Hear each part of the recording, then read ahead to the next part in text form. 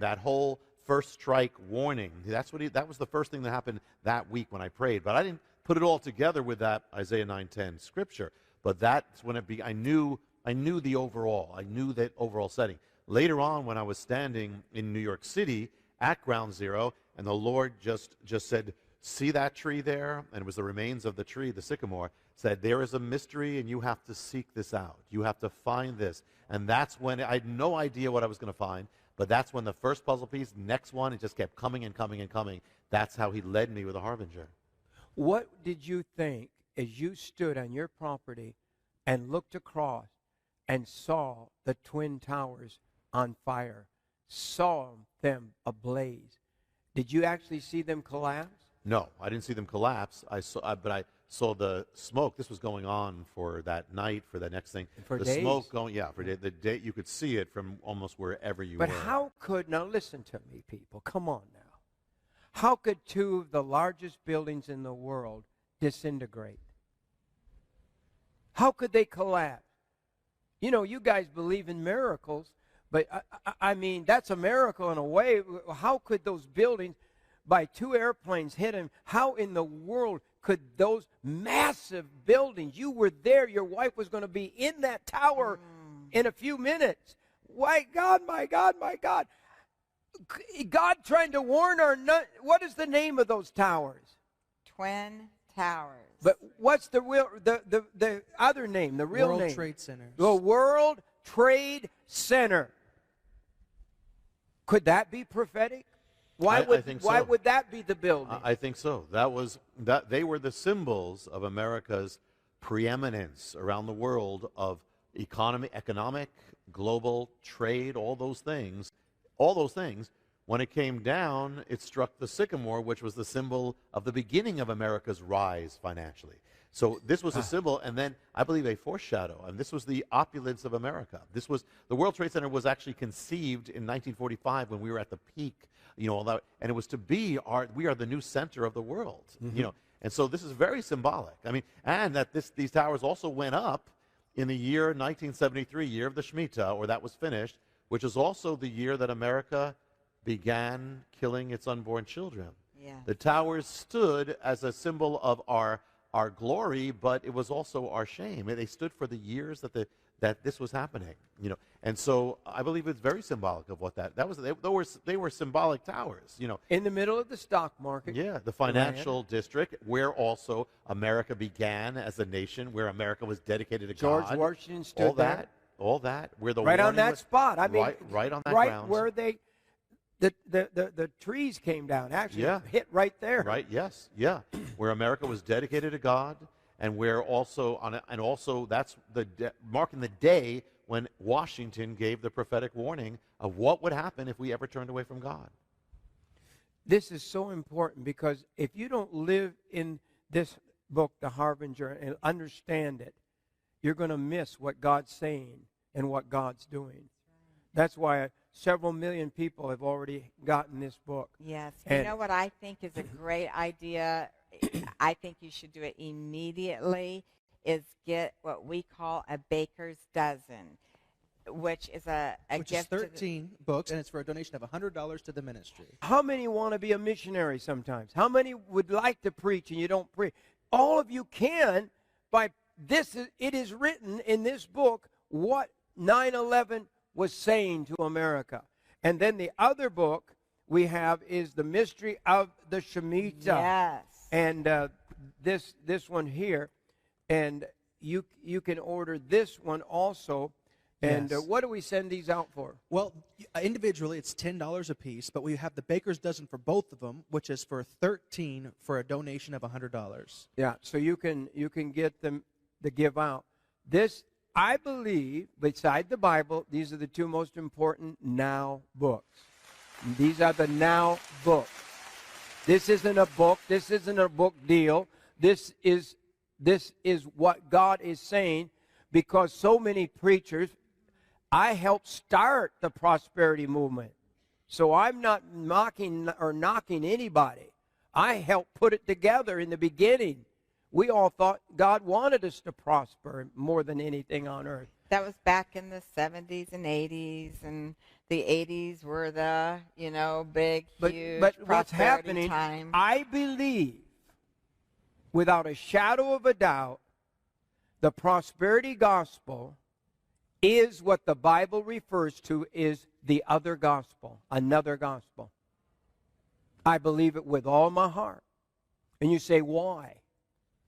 Because the love of money is the root of all evil. And believe me, it's true. And if people don't wake up and start truth, this is why the rabbis had to write this. This is why he went to the United Nations, the UN. This is why he went to Washington, D.C., and the federal building. And all these things, Rabbi, you have been called. And if people, you've got the guidebooks. And so help me, if one of these volcanoes go off, they're talking about 10 of them right now that could go off at any day. If one of them goes off, everybody's going to say, my God, what's happening? What's going on? If the things that we believe are going to happen, all the earthquakes, all the things.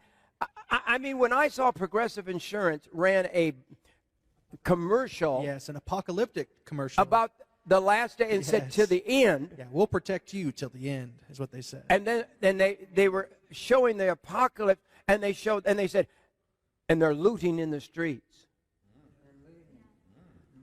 You don't hear that in your church. How come we don't hear Revelation in church? We got to watch it on a Progressive Insurance Company commercial. Mm-hmm. We got to go to the movie that you took us to that I didn't even want to go to see, but I went with my husband. But when you won't go to sleep in the movie, I'll tell you that. No, The San Andreas fault. But I want you to get these books. Do that. Order the books if you don't have them. And give them to your friends. Get the Baker's Dozens and pass them out. Here's the other thing, and we talk about it often, and we're going to get into some amazing teaching with Rabbi in just a minute. But, we always talk about getting prepared with all of the products that we offer. This is a product-driven ministry. Jim has to give back to you because he is the ultimate giver. But the food is our ministry. Yes. Getting this food is not just our means to support.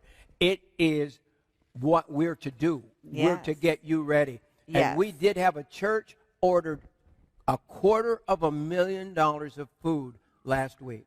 $250,000 worth of food, and they got it for a lot less because we worked it out so they could get it wholesale for their church. Exactly. But the other thing is, you need to have, in the times that we're living in, not just preparation with your food and all of these amazing products that we've been able to bring to you, but you need the books. You need the DVDs. You need the teachings. It is so vitally important to have all of these with you. You know what? This has got to be the best book and video deal we have ever made. $100 for my goodness.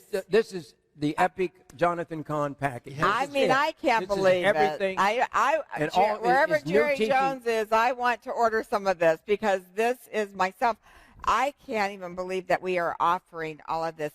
First of all, I'm excited. Of course, I've read the Harbinger. I've read the the Shemitah. I've watched your DVDs. I've sat on the set with him. I'm so honored and blessed. But I have to tell you, I am so excited about this one, Rabbi. The Mysteries volume, however many that is. 13. I should have my glasses on because I can't see right now.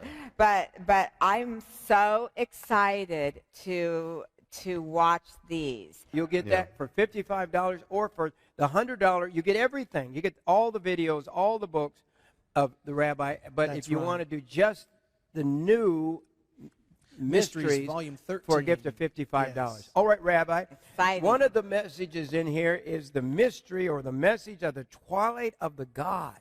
Yes. That's intriguing. Yeah. The Bible speaks a lot of the gods. Now, God, there's only one God, but what is that about? When I was growing up, and I was in synagogue, growing up in Hebrew school, they told the story. Now, this story is not from the Bible, but it illustrates a biblical point, and that is that when Abraham was a child, according to this, his father made idols. Terah was an idol maker according to the tradition. And so one day, Abraham smashed all the idols. And he left, except the biggest one. He left the biggest one and he put a stick in the hand of the biggest idol. His father came home and said, "What happened? What did you do?" He said, "Well, no, I didn't do it." He said, "The biggest one smashed all the rest of them." And the father said, "That's ridiculous. It's an idol. They can't do anything." He said, "Then why do you make them?" So now the thing is, now that's the story, but it illustrates something. From the beginning, the Jewish people and God's people are called to stand against the gods of the age and stand against idols. Moses had to stand against the gods. Daniel had to stand against, look how the gods, the Maccabees, all of them. But behind the gods is the enemy, is the principalities. We war not against flesh and blood. We war against principalities. Yeah. We have to fight. They say that in other cultures, everybody has a fight story. Like Italians will have a fight story. I did this. With Jewish people, not so much. You know, that we don't really have fight stories. They say we have almost fight stories. And that is if the person said one more word, I would have done it. But nobody knows what the word is. So I'll share my almost fight story. I was a kid, and the teacher blamed me in front of 2 classes that I was responsible for talking. I was responsible for everybody staying late. So when I got home, there were people. They said there's 3 people come off the bus and say, "We're going to beat you up now." I said, "Now what do I do?" I said, "Listen," I said, "I would love to get into a fight right now, but," I said, "I'm wearing shoes. I have to go inside and change them." And they said, "Okay." So I went inside, took off my shoes, sat down, relaxed, watched some cartoons, and that was my almost fight story. If they said one more word, though, I would have done it. So I don't look for conflict. I don't look for fights. I don't look, but we must. Menachem Begin told me, with tears in his eyes, he said, "All we want is peace." Yeah. He said, "We don't want war. We don't want to hurt anybody. We don't want to fight anybody." He said, "Just basically, if they just leave us alone and let us live, we want peace." Yeah, that's it.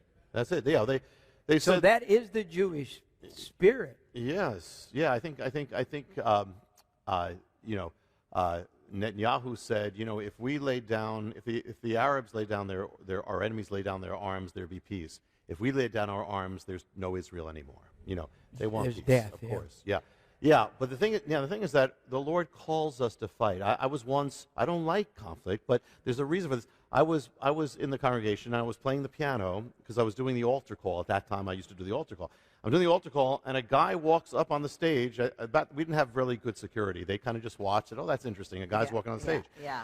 Well, the stage comes over to me as I'm doing this. I'm doing the altar call, and he says, "I came here to kill you." He said, at the service. And I'm like, now I'm hitting the wrong notes. I'm going, "Okay, could you wait? Let me just do the altar call first, And I did that. He said, no, I came here to kill you. I came here. I was on a he said, he was a Satan worshiper. He came to the congregation. He said, as he came, he was struck by God. He said, he got up on the stage and he kneeled down and he asked repentance, forgiveness for the entire congregation. This is not, we are in a fight whether we like it or not. When I said yes to go to India, all hell broke loose in the ministry. People went crazy. Everything went crazy. By the time when I was heading out to the airport, our tickets had disappeared. The money had disappeared. There was no tickets. I went there. I was on a plane to India. As we take off, I'm watching out of the window. Pieces of the engine are falling out. Oh. And they made an emergency landing. Then finally we got to India. They take us to the Taj Mahal. We're heading back in a car. It's just like the second day. Everything is foggy, and all across the road there are carts turned over. There are trucks turned over. It was all over the road, and the guy our taxi is racing. We ended up crashing into a truck, being dragged through that time. And I looked, later on I was looking at things about India, and it said that very place where we were is traditionally the home of the god Krishna. And Krishna, what he does, according to the mythology, is he turns over carts and four-wheeled vehicles. Now the thing is that now there's no gods except there are principalities. The enemy uses those things. We went up, as I'm heading up this mountain, they called me to walk in the footsteps of Thomas, the apostle, because by tradition, India got the gospel from the Jewish apostle Thomas. So they wanted me to walk, except that Thomas got killed in India, according to the tradition. And this was a time when Christians were being killed by radical Hindus. So it was danger all around. Every moment, it was only God's grace that we came out alive. They called me to go up the mountain where he got killed. And as I'm going up that mountain, the guy stops me for a minute. He says, God told me, he said God called him to go across and preach a message throughout the city. He said, God said there's a curse on India for the rejection of the gospel and the Jewish blood shed in this place. He said, but God said a Jewish man has to come back, go up the mountain, and not get killed. I said, well, that's good. I have to go up and not get killed. So I went up, I shared, there's a whole thing, and that happened. Now at the end, there was so much warfare, but that showed me that was the reason. There's so much warfare because of the stakes are so high. At the end, we saw about 70,000 Indians accept the Lord. We will be right back after this special message. I believe a great shaking is coming, great shaking that will change things, affecting America financially, economically, and more than that, and will affect the world. I believe it's unwise not to be ready. If you're going to drive a car, don't you need fuel? Yes. Well, make believe you're a car. What is your fuel? Food. If you don't have food, you die. That's as simple as it is. It's going to be life and death, and that's why bread's going to take a whole day's labor just to get one loaf of bread. But be ready. My Jewish friends have an expression. They'd rather be a year too soon than 10 minutes too late. Oh, yeah. Yes, sir. Our big survival food offers are back. We have teamed with leaders in the survival food industry to bring you a new variety of food while still holding down the cost for you. And so we have now this brand new food for a year for you, and a year for two, and the and time then of travel, which is 7 years. And so it's food. all ready to go now. Each of the foods we now offer have been taste tested to make sure you get the best tasting, quality food that you expect from this ministry. In each of these offers, you will receive buttermilk pancakes, maple brown sugar oatmeal, chocolate pudding, morning moose whey milk, creamy chicken and rice, hearty vegetable chicken, chicken noodle soup, creamy stroganoff, fettuccine alfredo, Italiano marinara, black bean burger, creamy potato soup, corn chowder, macaroni and cheese, banana chips, instant white rice, and instant mashed potatoes. Don't wait until it's too late. That's right. Don't wait until it's too late. Yes. Be prepared. You can receive the tasty New Foods Year for You offer for a donation of $600 or more to the ministry. This offer comes with 1,096 servings of food. The retail value of this offer is $1,150 and is at a cost of just 55 cents per serving. You can receive the tasty New Foods Year for Two offer for a donation of $1,100 or more to the ministry. This offer comes with 2,192 servings of food in 8 buckets. This offer has a retail value of $2,300 and is at a cost of just 50 cents per serving. You can receive the tasty New Foods Time of Trouble offer for a donation of $3,500 or more to the ministry. This offer comes with 7,672 servings of food in 28 buckets. This offer has a retail value of $8,055 and is at a cost of just 46 cents per serving. We can only guarantee the prices for a limited amount of time, so get this new food now. Call 1-888-988-1588 or go online to JimBakerShow.com. You can also write to Jim Baker at P.O. Box 7330, Branson, Missouri 65615. Thank you for your prayers and support that helps keep us broadcasting around the world. I was in Nigeria, and in Nigeria, I'm heading to the event to speak, and it's actually was an event. Well, before that, the car breaks down. My driver leaves me in a place while he goes to get help. As I'm waiting in the car, it gets surrounded by these Nigerians are surrounding the car. And I don't know what to do here, just surrounding it. And I'm saying, Lord, just help them not be Muslims. I'm thinking, because I know this. I said, and the guy says, the first thing he says to me, the leader says to me through the car, he says, we are Muslims. I said, okay, Lord, let them not see that I'm Jewish. Blind them. Let me see my hair as blonde and my eyes blue and make the nose go up. And first thing he says, are you a Hebrew? And I said, well, why do you say that? He says, you look like a Hebrew. Yeah. And I said, all right, Lord, okay, at least let them not speak about Mohammed and religion right now. And the first thing he says is, what do you think about Mohammed? Oh. And they're all, there's a gathering out there. I'm saying, okay, Lord, it's been a good run. I had a good life, Yeah. but let me just. Well, and I just said, what do? I said, okay. I said, you know what? I said, your religion says that he's the Messiah, because it actually says he's the Messiah. They don't understand. He's the Messiah, and that he's coming back. Well, if he's the Messiah and he's coming back, you need to listen to what he said. He said, you must be born again. He said, that's what God said. He said, I'm thinking, okay, I did that. I got that all out. Okay, now's the end right there. But the driver came back and said, we have to go. I said, okay, thank you, Lord. We have to go. I said, and he says, no, you don't go. You don't go. I'm thinking, okay, this is the moment. He said, you can't go until you give us a blessing. They all bowed their heads, and I ended up giving them a blessing. Oh. I didn't want that, but God forces us into these situations. Mm-hmm. And at the end of that, when I went to the meeting, there were 2 million Nigerians who prayed to dedicate their life to the Lord. There's a reason. There's a reason for this. When I went to Honduras, and the theme of the gathering was called a mighty wind. And I'm going to blow the shofar at the end. There was about 10,000 people on the square at night. And I said, Lord, we pray for the release of the power of God. And we have this on film. But at that moment, a wind comes sweeping through everything. I mean, massive. They said there was actually a wind circling in the crowd. And what happened is we had our people on the floor, with all the people. And these two Honduras women came up, and our people, two women, just laid hands on them, and they started twirling and twirling and twirling and twirling and twirling around and around and around, and then they fell down on the dirt, and the women from our group said, we're really disturbed. Why is it such it's like that was emotionalism. It's like that, we don't want emotionalism. We want the Lord.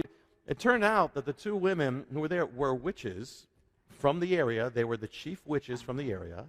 They said they had come to that meeting to stop it, but they came up to our people. They were near our people. The people thought they were coming for prayer. They didn't realize. Did that. They started twirling out of control until they were like it said. They looked up they were down on the ground for a minute, and they look up, and it was like something went out of them, like as if it was a deliverance. But nobody meant it. Nobody knew it. And here these are just two little women from our group, but the power that they had with the enemy, the power that they had. The Bible says we war not against flesh and blood. We war against rulers, or arches, which is the rulers that shows the power we have. I want to kind of tell you one more thing, and I want to bring this to where we are here. And that is that when I was in Cuba, and I was led, I want to tell you the full kind of background here. I was in Cuba. A man comes off the street, says, we had to speak to the Jewish guy. And so they speak to me. He says, we were praying, the believers of Cuba, and God revealed to us, so we were on the mountain, said there's a curse on Cuba. It's linked to the rejection of the Jewish people. There was things that happened in Cuba, but without going into it, he says that Jewish people have to come back, and the curse has to be removed. Well, I said, I'm Jewish. He said, and that mountain over there, that mountain's dedicated to Satan. And he says, but God said it's going to turn from a curse to a blessing. There's sacrifice. Saying, all right, Lord, I guess you have this new ministry where I have to go up these cursed mountains. I mean, it started at the beginning. I didn't when I got saved. Yeah. So I said, all right, we're going up the mountain tomorrow. Who knows? I go up the mountain. There's a pavilion where all their idols and gods on top of the mountain. There's a man standing outside, and he sees me from across, and he says, Ola Honatan. And I didn't know it. So I said, that sounds a little bit like Jonathan. I said, I don't know. I said, go to the guy. I said, I thought. And again, he says, Ola. That's hello, Jonathan. I'm thinking, how does he know me? He comes up to us. He says, I've been waiting for you. I said, waiting for you? He says, no, he says, I'm a believer. He said, God told me to come up here. He says, you are coming up here. So, but not that, but God said, he told me to paint a painting, an oil painting on a ceramic plate. And he shows us the plate. And it's a painting of me with a shofar, which I had in my hand that day, blowing with a shofar with a tali. And he says, God told me to paint this and put it in the pavilion of the idols. He did. He said, and that night something happened. The leather that it was holding up broke apart. The plate came down, struck the head of the chief idol god of Cuba. And the next morning, the worshipers of these idols open up their pavilion. They find their chief god on the floor with a crown removed from her head, literally. It's the god Ochun. Next to it is this plate of this Jewish guy with a shofar. And the shofar struck the head. It was the shofar. It was the edge that struck the head of that. Now, we have that plate. Now, what happened was, he says, the people from the mountain, they took it as a sign from the heavens. And later on, a pastor came from that same city to us, and he said, there's revival in the city. People are coming to the churches. bringing their idols and saying, smash our idols. We heard what happened on the mountaintop. Oh. There was revival breaking out. Yes. But, Yes, yes, yes. but that wasn't the end of it, which I haven't shared. What happened is after that, I was called to go to Africa. And I go to Africa. I'm speaking in a place. And they when I get there, I find that they have painted the entire background with the same image that was on the plate that struck the god. And so the same image of me blowing the shofar. So I said, let me talk, this is Africa, let me talk to them about idols and God. So I share that story. And when I share the story about the striking of the head of the god Ochun, they all react. I'm thinking, why are they reacting? And the guy tells me afterwards, he says, well, they all know the god. He said, the goddess. Said, this state in Nigeria is named after the god. It's called Oshun, the entire state. You're in that. God brought me to that state of this thing. And then what happened is there's a man in Nigeria who's called the Oni of Ife. He's like the Pope of all these all these Santeria, all these religions. I mean, he's the Pope. They consider him a god. In fact, senators bow down to this guy. While we're having a meeting, he comes into the meeting with an entourage. He comes in, but he gets up on the stage and he says, I am renouncing my title as a god. There's only one God, literally. He says it. They take a picture right under where the shofar is on his head, where it struck the head of Oshun. And he removes his crown, basically, there. And it made the headlines. I called him up at the end. I said, you want to help me with this? I do the Aaronic blessing. They snapped the picture, went all over Nigeria. Now, the last thing is the next day, they said, well, the shrine of Ochun is here. I said, all right, God, I guess we have to go again. Here's another thing. So we go to the shrine of Ochun. It's in the forest, pagan, weird place. And there's a woman in a robe who's following us around from the distance. She's the high priestess of Ochun, that god, it's the crown hall. And so she's following us. So I said, before we leave, someone tells me, I said, we got to go to her. We got to go. So I talked to her at the end, and we have a translator, and I'm talking to the high priestess of Ochun. And the high priest, I'm sharing. Finally, at the end, I said, do you want to accept the Lord Jesus? She says, yes. So here's the high priestess of Ochun, bows her head. I lead in a prayer of salvation. It's the longest altar call I ever did, because she was dedicated from an infant to this. I said, I renounce this, I renounce this, I renounce this, I renounce this. And at the end, I look up.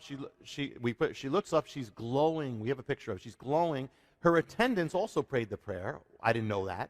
And she's just glowing. I said, now you don't need this anymore. God, the living God, is going to speak to you. God will touch you. He said, you don't need to, you have the oracles of God in this book right here. I said, I just opened it up, just as a child. I said, open up and open it up to the people who dwelt in darkness have seen a great light. Oh, wow. Thank you, Lord. Now, what I'm saying here is this. I didn't plan those things. This is the thing. God has called us to stand against the gods of the age. Yeah. In America, they don't talk about idols, but the idols are just as real now. There's political correctness. There's the thing that happens is this. If Moses did not stand, nothing would have happened. We cannot accept. The enemy wants all to bow down before him. He's the one who wanted Messiah to bow down. And so one of the things you see in the Bible, the people of God are always called to that moment where they have to choose, I'm not going to bow down to this. Yes. Moses, I'm not bowing down to those gods. Daniel, I'm not bowing down, the three. Yes. The Maccabees would not bow down. No. The Paul would not bow down. No. The Mordecai wouldn't bow down, and the Christians wouldn't bow down. That's why they were killed. The reason was, very specific, they would not bow down to say that Caesar was God and offer a sacrifice. Right. So all that came from that. Not bowing down is so crucial. We are called to stand, and this is our time. We don't have a choice. The Jewish people, I said, we have almost fight stories, but once they went back to Israel, that was all over. They knew they had to fight. If they didn't fight, they don't live. And so in the same way, we are called to fight the fight. We cannot give in. And so one of the things I say, first of all, in this age, it's a prophetic age. We're like Elijah. I will not bow down my knee to Baal. Well, you have all these things where everybody's saying you have to accept it, you have to go along with it, you have to be quiet, and we must say, no, I will not bow down to that false god. Yes. I will not bow my knee to Baal.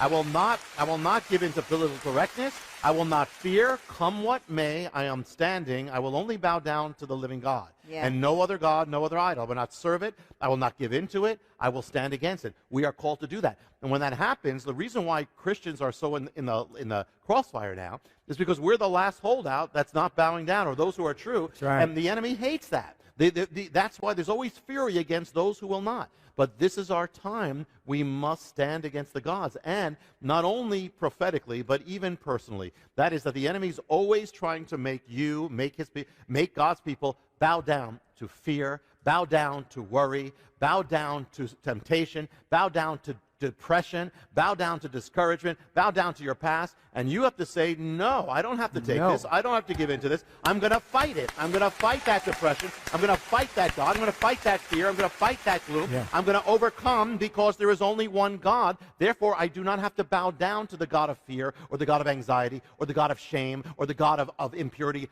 I can overcome all those things because I have the living God. And the other thing is, one last thing That's here great. is So that good.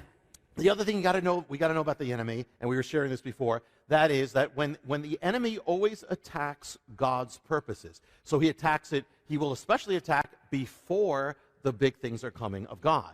He attacked Moses when he was a baby, Yes. attacked Messiah when he's a baby, he attacked the church when it was beginning, he tried to stop Israel from coming into existence by the Holocaust. I mean, that was fury because of what God was going to do. So the thing is, we have to realize something. If you're in God, main thing, just be in God's will. But if you are in God's will and you're being attacked, you're being harassed, you're being threatened by the enemy, do not fear. In fact, be encouraged. It's a great sign. It means God has something great for you. The enemy doesn't waste his time. So he knows what God has for you. Be strong and overcome, and you're going to enter into what God has.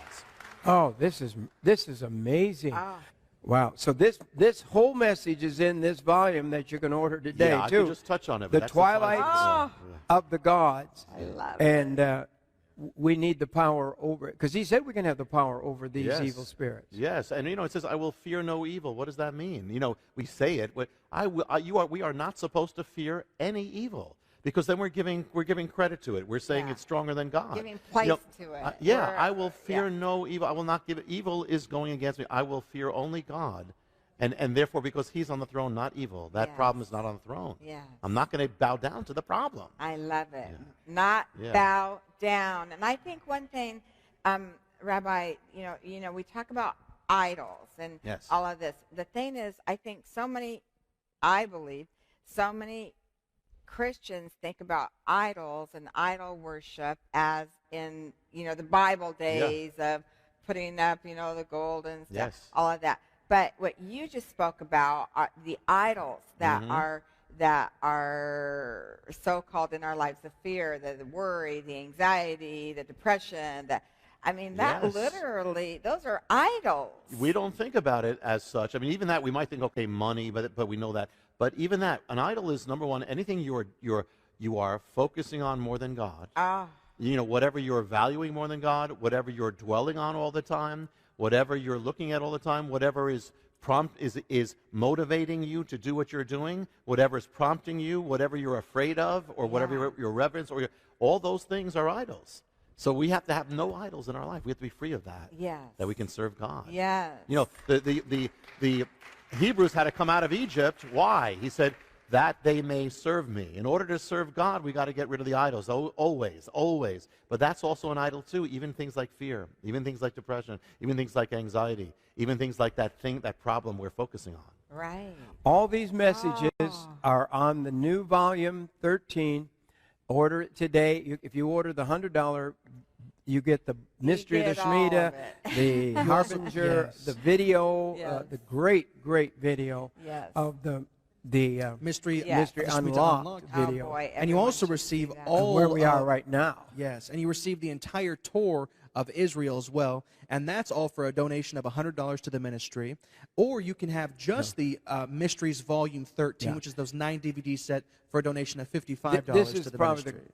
one of the most amazing offers of video and audio, and the things that are written as well, his books. So order that right now. We'll be right back after this special message, and we're going to talk about the mystery of the ghost kingdom. So don't go away. We will be right back after this special message. When you need a portable emergency power system that is ready at a moment's notice, the fuelless generator is exactly what you're looking for. If I thought an EMP bomb was coming, or if I thought there was going to be a big storm or a big problem, I would want one of these in my house. Something is going to happen in 2015 that is going to change how we view our system, how we view life. And when that something happens, you're not going to be able to get a fuelless generator. It's going to be impossible to get a generator. I'm really enthralled with this device. It's an elegant technology. With every storm we've had this winter, I just pull the thing out, I set it up in the living room, I run some extension cords into other rooms. I even ran my 60-inch television off it. Call 1-888-988-1588 or write to Jim at P.O. Box 7330, Branson, Missouri 65615. It's such an incredible offer. For example, this is for a donation of $2,500 to the ministry. And the unit just by itself is a retail value of $2,500, but you're also going to get a solar panel, which is a retail of $500, then the 20-foot extension cord, and that retails for over $50, and then the crane, which is a retail of over $200. So it's an absolutely incredible savings. A lot of people ask me to endorse stuff and all that. This is the only thing I have been endorsing like this. I fully believe in this product. Wow. But can you imagine in the pitch darkness that you have light? You can also go to the website jimbakershow.com. Thank you for your continued support that helps keep us broadcasting around the world.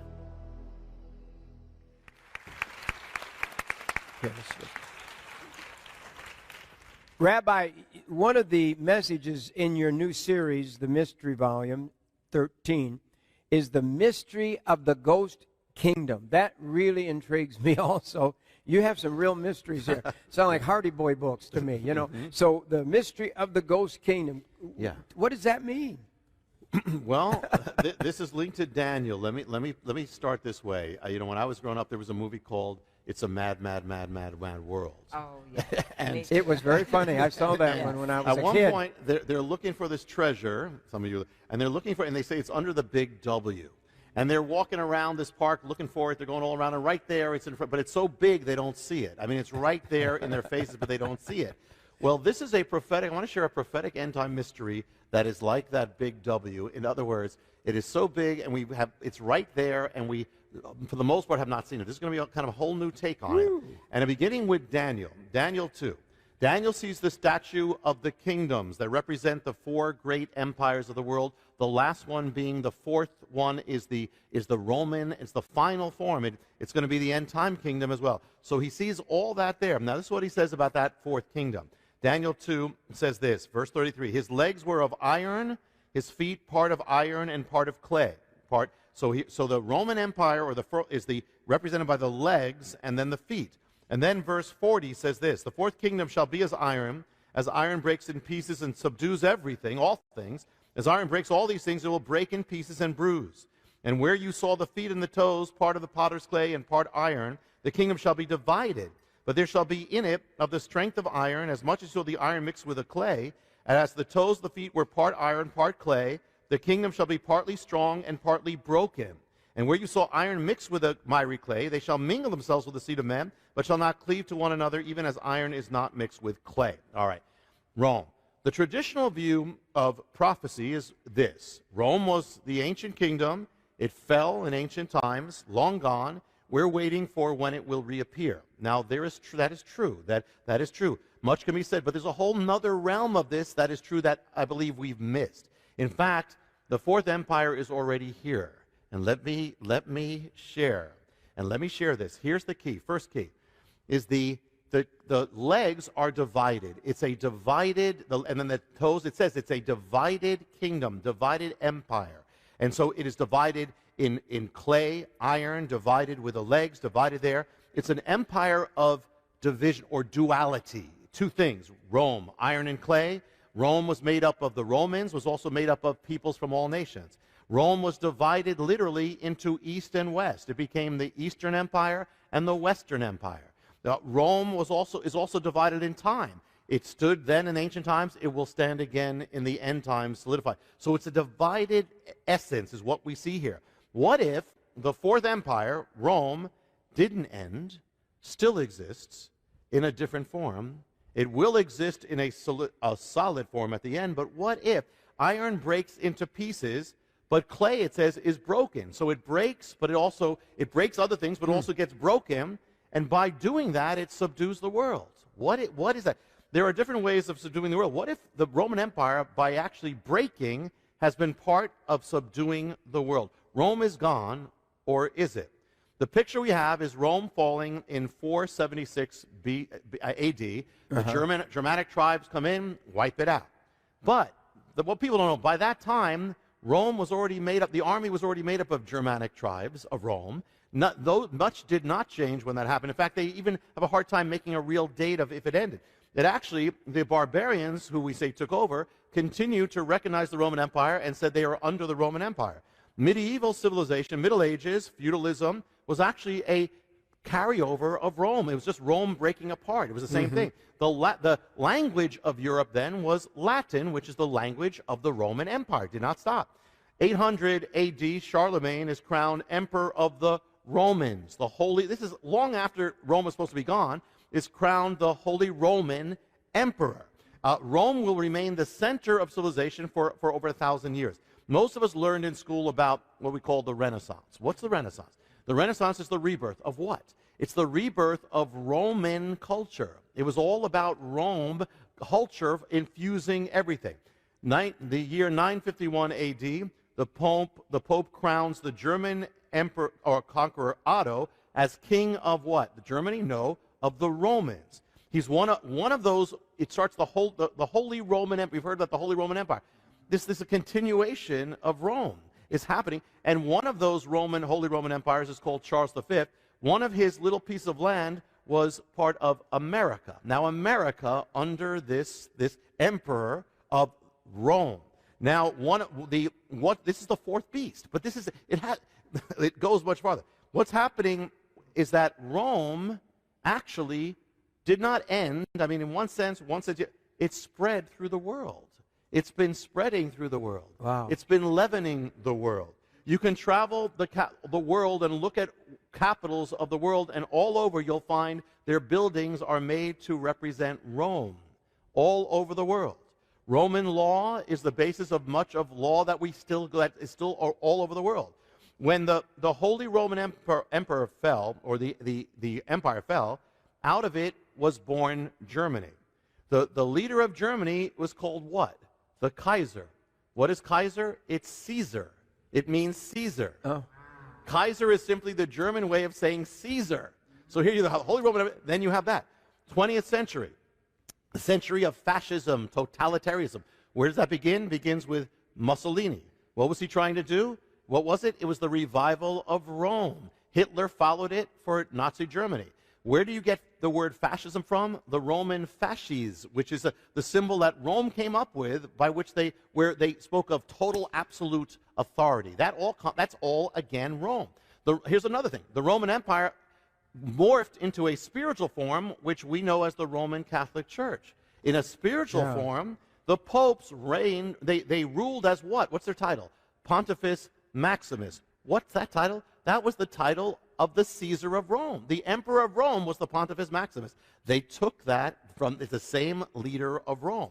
The diocese, that's how Rome divided up Rome into dioceses. Well, through the Catholic Church, it divided up, the world has been divided up as the Roman Empire. I'm not saying people in the Catholic Church know this or that's the point, but this is all the same, the continuation of the same thing. What language? Latin. From Rome comes the idea of the global state.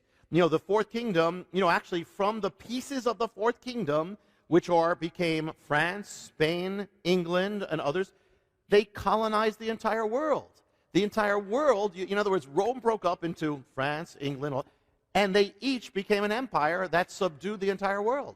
I mean, you have the Spanish Empire, the French Empire, the British Empire. The British Empire, just one little piece of Rome, subdued 1/4 of the entire world. Some say 1/3 of the world. In other words, Rome has already been spreading and has been subduing culture, has been changing culture. One of the colonies from that little fragment of Rome is America. Colony, even the word comes from Rome. Our building, you go to Washington, D.C., and you'll see, look at the buildings there. the Capitol building is modeled after the Roman Pantheon. The Pantheon means the temple of all gods. That is our Capitol building. What does it rest on? Rests on Capitol Hill. What's that from? That's from Capitoline Hill, named after the Roman hill. You know, you can look at the Supreme Court building, same thing. It is the Roman thing. Even the word, what's our highest body of ruling? The Senate. Where's that from? Rome. The president, the word president comes from Rome. You know, the language of Rome, Latin, in one form or another, has covered the world. If you speak Spanish, that's basically Latin just morphed. It morphed into Spanish. You speak French, it's Latin morphed into French. You speak Portuguese, it's Latin. It's the Roman language morphed into that. Romanian, same thing, all that. English, we say English. You know, English. What is English? English is Latin mixed in with German. In other words, it's Rome and the barbarians come together. It's the iron and the clay. Mixed together. Mixed together, iron and the clay, and it's covered the world. The language of Rome. When did Rome fall? We said 476 AD. Not exactly. Rome split into two, just like the legs of the statue of Daniel, and the east and west. Well, the Western Empire, we said, has continued in all these forms. What happened to the Eastern Roman Empire? Just as important. Listen to the other half of when Rome fell, this is history, the Eastern Empire, Byzantium, fell in the year 1453. It was existing up to the time of just before Columbus. Rome never ended. The Eastern Roman Empire, actually from that came all Eastern Europe. They were descended from the eastern part. All these, the Eastern, they took the alphabet. When the Eastern Roman Empire fell, the niece of the last Roman emperor went up north and married a prince of another power that then said, we are now the third Rome. What nation was that? Russia. Russia was the third Rome. In fact, its symbol is the double-headed eagle, which is from Byzantium. If you go from the Eastern Roman Empire, if you go throughout Eastern Europe, you'll find that symbol all over. So the thing is, and now when you had the Cold War, get that, the Cold War, you had the world divided up into two, and who were the centers of this Cold War? You had America, which is descended from the Western Roman Empire, and on the other side you had Russia, or Soviet Union, descended from the Eastern Roman Empire. So it's as if this getting ready for this global state, it's already there. And now we're watching the actual remains of the Fourth Empire, Europe, coming together. And how did the European Union? How did they come together? What was the treaty? It's the Treaty of Rome. Rome. Now we're waiting for the appearance of the Fourth Kingdom. Well, note a mystery. When Israel, 2,000 years ago, Israel was a nation together. The Jewish people were fragmented. Rome spread the Jewish people all over the world. The Jewish nation was scattered over the earth. Well, God, whatever you do to Israel happens to you. So what happened is God scattered Rome all over the earth in the same way, in these forms. And so what's happening now as the Jewish people are coming back together, and as Israel's coming back as a nation, so Rome will come back from fragments to come back as that empire again. But the point is, the mystery has already been continuing. It's been in our midst. We may not have realized it. It's happening all over the world. And it's being ready for that time. So if Rome is returning to its original form, if Israel is returned to its original form, that means the church has to return to its original form. In other words, if this is all coming to the way it was back then, we have to come back. The church has to come back. And then what's happening is the true church. I mean, there's an apostate church. But the true church, those who stand strong, God is taking the church and bringing it back to its original form. What's that? It's not the status quo culture. It's a radical faith. It's the counterculture. It's a prophetic faith. Wow. It's the underground faith. It's the on fire faith of Paul and Peter. Yeah. That's what he's bringing back. What else do we know about what's happening in the church? Church has been, for 2,000 years, or much of the age, it's been joined to Rome. Well, now, but in the beginning, it was Jerusalem. Well, now God is having the church move more and more to Jerusalem, more and more centered on Israel, more and more joined together, back to its roots, back to, you never heard the word Yeshua for 2,000 years. That's back in the church. You never had Jewish believers back in that's happening again. You never had Jew and Gentile together again. God is bringing us back to the form that we had. And that's a good thing. And even persecution, that's part of the mystery. And so the thing is that God wants to use all these things, that we are more than a match for what happens at the end times. That if the world is taking its original form, We are going to take the form of the apostles, the disciples, the first believers of God in the beginning of the age that overcame Rome, overcame the world. That's what we are here coming back to be. God is calling us to be part of the mystery. It is not a thing to fear. Do not fear the future. God's already in the future. Jesus is waiting in the future, but also our prophetic destiny is waiting in the future. God has called us to play our part for such a time as this. Woo! Wow. Do you believe the Antichrist could come out of the Roman Empire, this Roman revised Roman? Yes. I mean, I know there's different views, of course, and and some will talk about the Islamic thing. Well, that was also part of Rome. Parts of that was part of Rome as well. The Mediterranean was part of Rome. The North Africa was part of Rome. But certainly Western Europe was part of Rome. Yes, I do believe that. It says in Daniel, it says, the people of the prince who shall come shall destroy the city and the sanctuary. So who destroyed the city and the sanctuary? We talked about this at the beginning. Titus. The Romans did. So it has to be somehow it has to be linked to Rome in some way. So one way or the other. Yes. Yeah. This is such powerful It's so powerful. teaching. Wow. And America, people always say America is not in the Bible, but we've got to be there somewhere.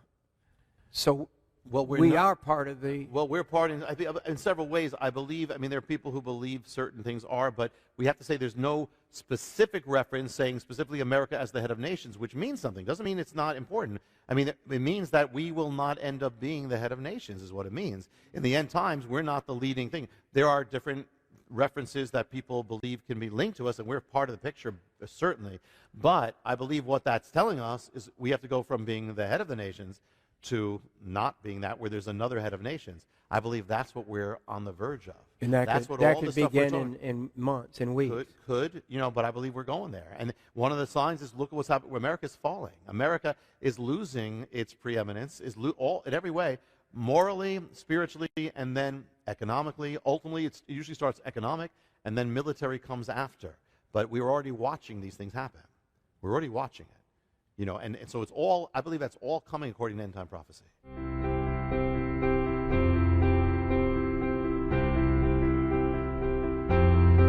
Hide me under the shadow of your wings. That's Cahn. Same thing that he wore.